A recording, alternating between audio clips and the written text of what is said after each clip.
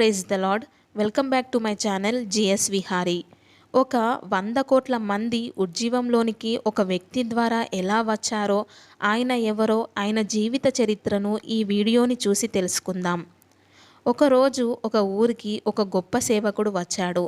ఎవరో ఒక పాస్టర్ గారు పిలిచారు. ఆ సేవకుడు వచ్చి దేవుని యొక్క వాక్యాన్ని అందించమని రిక్వెస్ట్ చేసేసరికి ఆ గొప్ప దైవజనుడు ఆ గ్రామానికి వచ్చాడు. తీరా ఆ గ్రామానికి వచ్చి చూసేసరికి ఎవరూ లేరు ఆయన మీటింగ్లో. కేవలము ఒక 15 మంది చిన్నపిల్లలు మాత్రమే కూర్చున్నారు. పాస్టర్ గారు మాత్రమే కూర్చున్నారు. ఆ సేవకుడు చూశాడు, ఏంటి ఈ పరిస్థితి?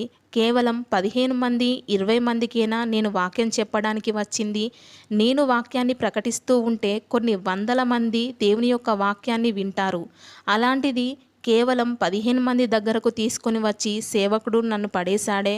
ఈ 15 మందికి నేను ఏం చెప్పను వాక్యము? వేల మంది సభలలో వాక్యం చెప్పే నేను 15 మందికి వాక్యం చెప్పమని ఈయన నన్ను తీసుకొని వచ్చాడు అని చాలా విసుకుపోయాడు, చాలా బాధపడ్డాడు. అనవసరంగా నా సమయాన్ని వృధా చేస్తున్నాడు అని తప్పని పరిస్థితులలో సుమారుగా 3 దినాలు సభలను కొనసాగించి ఆ 15-20 మందికి అతడు వాక్యాన్ని ప్రకటించి వెళ్ళిపోయాడు. వెళ్ళిపోయిన తర్వాత సుమారుగా 15 సంవత్సరాల తర్వాత అదే గ్రామము ఒక పట్టణమైంది. ఆ పట్టణానికి సువార్త సభల నిమిత్తము ఒక వృద్ధ సేవకుడు వచ్చాడు. ఆయనే ఇప్పుడు మనం చెప్పుకున్నటువంటి సేవకుడు. ఈ సేవకుడు వచ్చి వాక్యం ప్రకటించడానికి నిలబడినప్పుడు సుమారుగా 3 లక్షల మంది ఆ సభలో కూర్చున్నారు. 3 లక్షల మంది సభలో కూర్చున్నారు. 3 లక్షల మంది కూర్చోవడం మాత్రమే కాదు, ఆయన వాక్యాన్ని ప్రకటిస్తూ ఉంటే అనేక మంది యవ్వనస్తులు ముందుకు వచ్చి, ప్రభువా మేము పాపులము, మమ్మల్ని క్షమించమని వారు హృదయపూర్వకంగా పశ్చాత్తాపపడటం, ఏడవడం ఆయన గమనించాడు.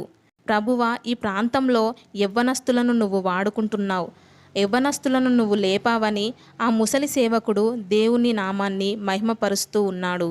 వాక్యం అయిపోయిన తర్వాత ఒక సేవకుడు వచ్చి మాట్లాడుతున్నాడు మైక్ పట్టుకొని. అయ్యా, 15 సంవత్సరాల క్రిందట మీరు మా ప్రాంతానికి వచ్చారు. 15 సంవత్సరాల క్రిందట మీరు మా ప్రాంతానికి వచ్చినప్పుడు ఇక్కడ 15-20 మంది కూర్చున్నారు సభలో, మీరు మాట్లాడారు. ఆ 15-20 మంది కూర్చున్న సభలో ఒక చిన్న పిల్లాడు ఉన్నాడు చూసారా? ఆ పిల్లాడిని నేనే ఈరోజు దేవుని కోసం నిలవబడి ఇంత గొప్ప సభలు పెట్టడానికి ఆ దేవుడు నాకు అవకాశం ఇచ్చాడు అని ప్రకటించాడు. ఆ చిన్న బాలుడు ఎవరో కాదు, ఆయనే బిల్లీ గ్రహం గారు. నిజంగా ఆ వృద్ధ సేవకుడు ఆశ్చర్యపోయాడు. అంటే నేను ఆ రోజు 15 మంది దగ్గరికి వచ్చి నేను వాక్యాన్ని ప్రకటించినటువంటి వాక్యము వృధాగా పోలేదు. కొంతమంది దైవ సేవకులను దేవుడు నిలబెట్టుకున్నాడు, లేపుకున్నాడు అన్న సంగతిని అక్కడ సేవకుడు గమనించాడు. చూడండి, బిల్లీ గ్రహం లాంటి గొప్ప గొప్ప దైవజనులు ఒక సండే స్కూల్ చర్చ్ దగ్గర నుండి, సండే స్కూల్ పాఠాల దగ్గర నుండి, లేదా చిన్నపిల్లలు వెళ్ళేటువంటి ఆదివారపు బడిలో నుండి దేవుణ్ణి వారు గొప్పగా పరిచర్య చేసిన వారు. బిల్లీ గ్రహంను మనం చూస్తే 100 కోట్ల మందికి పైగా ఆయన దగ్గర మారు మనసు పొందారు. ఆయన గురించి మనం ఇప్పుడు తెలుసుకుందాం. చూడండి, తండ్రి ప్రేమకు నిలువెత్తు సాక్ష్యం, క్రీస్తు సువార్తను చాటుటలో అవధులు లేని లక్ష్యం, యేసు కొరకు బ్రతుకుటలో 80 ఏళ్ల అలుపెరగని పోరాటం, చావైతే లాభమేనంటూ తన నిజ గృహానికి పయనం, రక్షింపబడిన లక్షల ఆత్మలు తమ ఆత్మీయ తండ్రి తమకు దూరమయ్యాడు అని ఈ లోకంలో చిన్నబోతుంటే అక్కడ దేవదూతల సమూహం తమ స్తుతియాగానికి మరో గొంతు తోడైందని సంతోషిస్తున్నాయి. ఈ ప్రపంచంలో చాలామందికి ఆయన సుపరిచితులు. క్రైస్తవులకు ఆధ్యాత్మిక తండ్రి, కొన్ని లక్షల ఆత్మల సముదాయానికి కాపరి, క్రీస్తు యేసు చరణదాసుడు. ఆయనే బిల్లీ గ్రహం. 2018 ఫిబ్రవరి 21న అమెరికా దేశం నార్త్ కరోలినా రాష్ట్రం మాంట్రీట్లోని తన గృహంలో గాఢ నిద్రలో ఉండగానే పరవాసిగా మహిమ ప్రవేశం చేశాడు. ప్రపంచం నివ్వెరపోయింది. అమెరికానే కాదు, యావత్ క్రైస్తవ ప్రపంచం చిన్నబోయింది. ఆయన మాట వాక్యం వైపు నడిపిస్తుంది. ఆయన జీవితం పరలోక తత్వాన్ని బోధిస్తుంది. ఆయన ఇక లేడు. ఆయన యుగ యుగంల వరకు సజీవుడై ఉన్న పరమ తండ్రి సన్నిధిని ప్రయాణమయ్యాడు.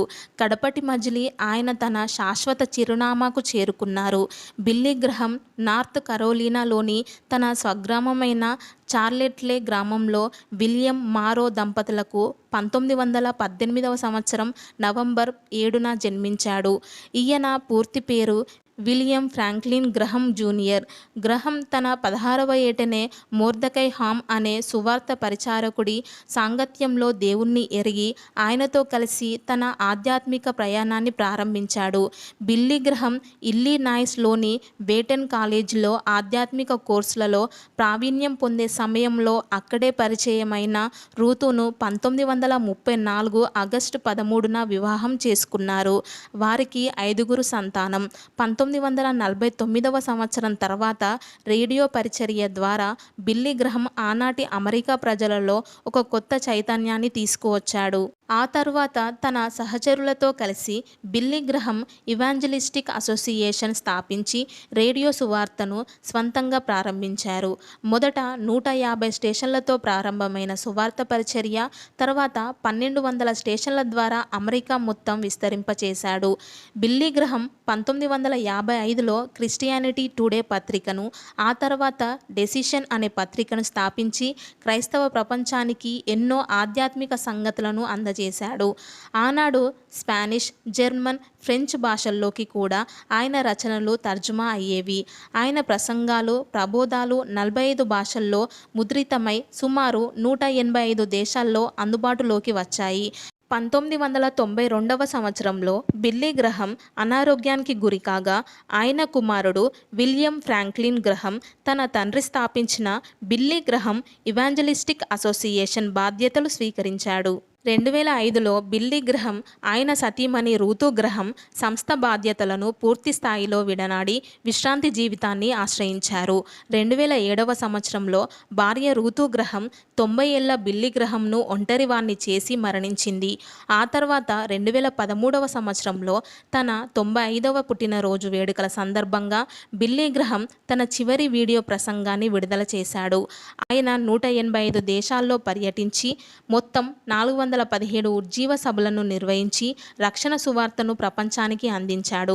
1995లో మాస్కో పట్టణంలో నిర్వహించిన సభలకు సుమారు 150,000 మంది ప్రజలు హాజరు కాగా 1973 సంవత్సరంలో దక్షిణ కొరియాలోని సియోల్ పట్టణంలో నిర్వహించిన సభలకు 11 లక్షల మంది ప్రజానీకం హాజరయ్యారు. ప్రపంచవ్యాప్తంగా సుమారు 215 మిలియన్ల ప్రజలు ఆయన బోధించిన రక్షణ సువార్తను విని ఉంటారని అంచనా. దేవుని పరిచర్యలో సుమారు 6 శతాబ్దాలు నిర్విరామంగా పనిచేసిన బిల్లీ గ్రహం 1957 సంవత్సరంలో భారతదేశాన్ని కూడా సందర్శించి సుమారు 40,000 మందికి రక్షణ సువార్తను అందించారు. కోట్లాది మంది ప్రజలకు దేవుని సువార్తను పంచి యేసు ప్రేమలోని మాధుర్యాన్ని ప్రపంచానికి తెలియజేసిన బిల్లీ గ్రహం ఇక లేరు. ఆయన క్రైస్తవ్యానికి చేసిన సేవను ఈ ప్రపంచం ఎన్నటికీ మరవదు. 100 కోట్ల మందికి పైగా ఆయన దగ్గర మారు మనసు పొందారు అంటే మీరు గమనించండి. అందుకే ఉజ్జీవం అనేది ఎప్పుడు, ఎలా, ఎవరి ద్వారా మొదలవుతుందో మనకు తెలియదు. ఉజ్జీవం అనేది ఏ సమయంలో ఎలా మొదలవుతుందో తెలియదు. Be prepared. మనం ప్రిపేర్డ్గా ఉండాలి. ఎప్పుడు కూడా ఎవరు రెడీగా ఉండాలి, సిద్ధంగా ఉండాలి. మనము ఎప్పుడైతే సిద్ధంగా ఉంటామో అప్పుడు దేవుని యొక్క ఆత్మ మన మీదికి దిగివచ్చి మనలను వాడుకోవడానికి సిద్ధపడతాడు దేవుడు. ఎప్పుడైతే మనం సిద్ధంగా ఉంటామో దేవుడు వాడుకోవడానికి సిద్ధంగా ఉంటాడు. ఆమేన్. సో చూశారు కదా, ఈ వీడియో కనుక మీకు నచ్చినట్లయితే లైక్ చేయండి, షేర్ చేయండి, అలాగే మా ఛానల్ని సబ్స్క్రైబ్ చేసుకోండి. ఇంతవరకు చూసినందుకు thank you. Praise the lord.